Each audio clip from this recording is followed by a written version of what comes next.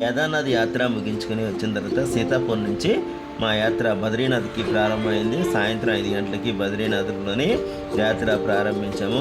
ఆ అద్భుతమైనటువంటి లోయలు, జలపాతాలు, ఆ బస్సు ప్రయాణము ఎంతో కూడా చాలా ఆహ్లాదకరంగా ఉన్నాయని చెప్పవచ్చును. అవన్నీ కూడా చూడడానికి 2 కళ్ళు కూడా చాలా అంత అద్భుతంగా ఈ బద్రీనాథ్ యాత్ర కొనసాగుతున్నది. ఈ ప్రయాణం చాలా సాహసోపేతమైన ప్రయాణం అనే చెప్పాలి. చాలా లోయలు, ఈ కొండలని చూస్తూ ఉంటే చూడడానికి చాలా మనోహరంగా ఉన్నప్పటికీ కూడా కొంత భయానకంగా కూడా అనిపిస్తుంది. ఉన్నట్టుండి సడన్గా కొండ మించి బండరాళ్ళు పడుతున్నాయి.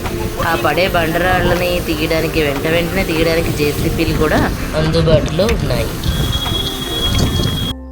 హరిద్వార్ నుంచి సోన్ప్రయాగ్ వెళ్ళే దారిలో అయితే విపరీతమైన ట్రాఫిక్ జామ్లు అవి ఉండేవి, కానీ ఇక్కడ మాత్రం ట్రాఫిక్ జామ్లు అవి పెద్దగా కనిపించడం లేదు. చూడండి ఈ దారి ఎంత భయంకరంగా ఉందో. చాలా నేరోలో వెళ్తుంది. మా ముందున ఒక కారు ఉంది. ఆ కారుని చూస్తుంటేనే చాలా భయం వేస్తుంది. ఏమాత్రం జారి పడ్డా సరే ఇంకా మరి అంతే సంగతులు. ఇంత దారుణంగా వెళ్తుంది దారి. బస్సుని మాత్రం చాలా జాగ్రత్తగా నడుపుతున్నారులేండి మా డ్రైవర్ గారు. అయినప్పటికీ కొంచెం గుండెలు అరచేతిలో పెట్టుకుని ప్రయాణిస్తున్నాము. చూడండి ఎంత లోతుందో. మొత్తానికి బద్రీనాథ్ చేరుకున్నాము. ఇది బద్రీనాథ్ బస్ స్టాండ్. చాలా పెద్ద బస్ స్టాండ్ ఇదంతా. చూడండి బస్సులన్నీ ఆగి ఉన్నాయి.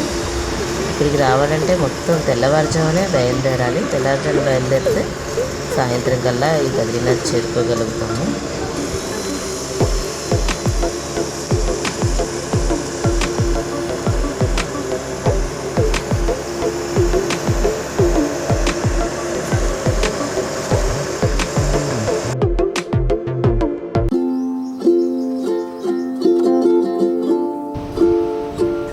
అదిగో మీరు చూస్తున్నారు కదా, ఇదే బద్రీనాథ్ క్షేత్రం. క్రౌడ్ అయితే మామూలుగా లేదు, చాలా ఎక్కువగా ఉంది. మాకు దర్శనానికి ఒక 5-6 గంటల సమయం పట్టింది. అయినప్పటికీ కూడా చాలా ప్రశాంతంగా దర్శనం చేసుకున్నాం. బాబ్రే వేడి మామూలుగా లేదు. చూడ అలా ఆవిర్లు వస్తున్నాయో, నీళ్ళు చల్లేరా వేడిగా ఉంటాయా? అక్కడ ఎలా ఉన్నాయి వేడి మరిగిపోయి నీళ్ళు. ఇవి చూస్తే చలి మైనస్. అమ్మ బాబాయ్ చాలా అదృష్టవంతులు బాబోయ్. ఈ దర్శనం మామూలు దర్శనం కాదు, ఇది సూపర్. ఇది మోక్షపురి అని కూడా పిలుస్తారు. ఈ బద్రీనాథ్ క్షేత్రాన్ని దర్శించుకున్న వాళ్ళకి మోక్షం ప్రాప్తిస్తుందని పురాణ కథనం. దీనిని బ్రహ్మ కపాలం అని అంటారు. మా బ్రహ్మదేవుని యొక్క శిరస్సుని ఈశ్వరుడు ఛేదించిన ప్రదేశం ఇది. చనిపోయిన పూర్వీకులకి ఇక్కడ పిండ ప్రదానం చేస్తే ఇక పిండ ప్రదానం చేయాల్సిన అవసరం లేదని పురాణాలు చెప్తున్నాయి. అదే ఈ బ్రహ్మ కపాలం.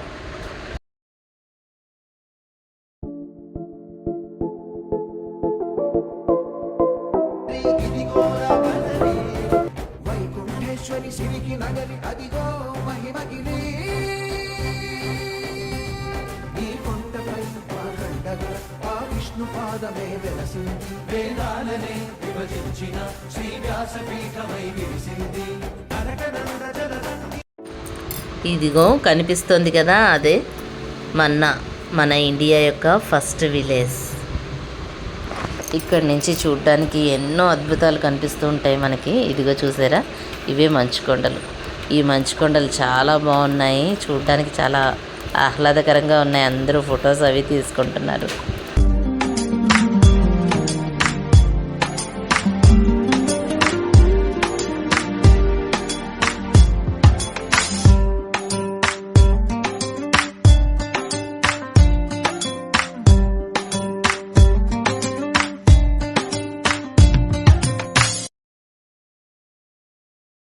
ఇది ఇండియాకి మొదటి విలేజ్ మందన గ్రామం అన్నమాట.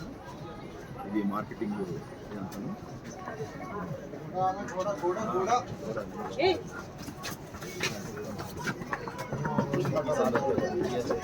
ఇంకా 14 కిలోమీటర్లు వెళ్తే ఇలాగా చైనా border. చైనా బార్డర్ వస్తుంది. చూసాం కదా చైనా బార్డర్ అక్కడ. బద్రీనాథ్లోని మన్నా విలేజ్ దగ్గర ఇదే చైనా బార్డర్ దగ్గర ఉన్న మొట్టమొదటి విలేజ్ దగ్గర మనం టీ తాగుదాం. పదండి తాగుదాం. సరస్వతీదేవి నది చాలా ఫ్లోయింగ్ విపరీతంగా ఉంది. అసలు ఉధృతంగా ప్రవహిస్తోంది నది అయితే. చూడ్డానికి చాలా మనోహరంగా కనిపిస్తోంది. దీని పక్కనే సరస్వతీదేవి మందిరం కూడా ఆనుకుని ఉంటుంది. పాలరాతి విగ్రహంతో తెల్లగా మనోహరంగా ఉంది.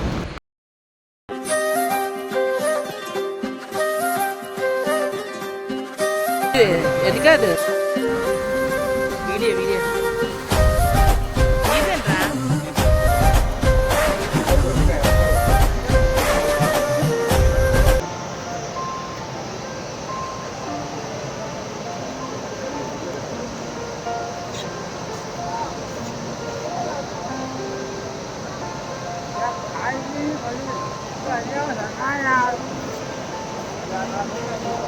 అమ్మయ్య, మొత్తం మీద వారం రోజులకి ఆంధ్ర భోజనం దొరికింది.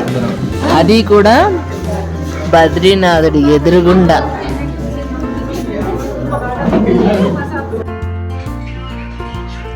మేము తీసుకున్న బద్రీనాథ్ దేవాలయం దగ్గర రూమ్.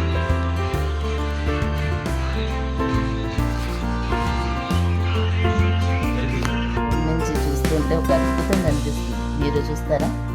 చూడండి అద్భుతం.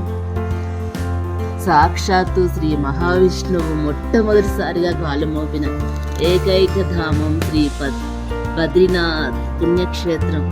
సో అద్భుతం, చూడాల్సిందే. తప్పనిసరిగా ప్రతి హిందువు చూసి తీరాల్సిన దేవాలయం.